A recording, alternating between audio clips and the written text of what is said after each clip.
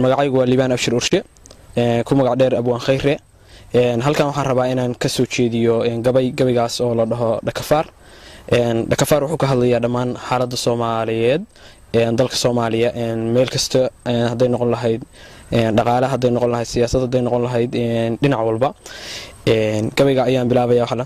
dada gabayga waa la igu dhalay waana dhuuxaaye ndul ogaal ayaanahay haddaan la isdharbaxayne dhawaaqayga waan dirahayaa waana dheryahay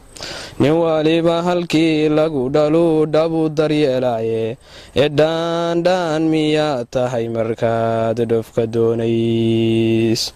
nin dharga dhawaaq lagu yaqiin iyo dhalecayne waa dhurwaaga soo dhaca haddana la iska dhowraaye dhaliblaysa weeyaan haddana waa dhasheenii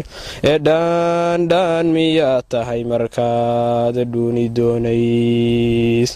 dhuunkaalayuu noo dhigaa waana dharagnaaye dhimashaduna waa dhiiran tahay waana dhacaysaaye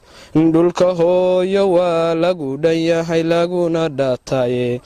Dhakafaarku waa maxay iyo dhibtaantaal lada dhaca iyo haddaan dhiga qaaban weyno waa dhammaanaynaayo dhulka layna dhigayaaye ma ka dhiidhinaayo dalkeen ma u dhaqaaqnaay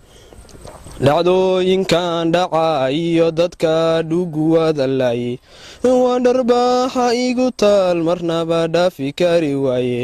ciil baa i dhaadhaamiyo waan dhitaysnahaaye dhawaqiyo rasaas iyo haddaan dhiga quubi waayo dhaxalkii awowgay haddaan dhowri kari waaye dhimashan ka dhidhiyay haddana waan dhar sugayaaye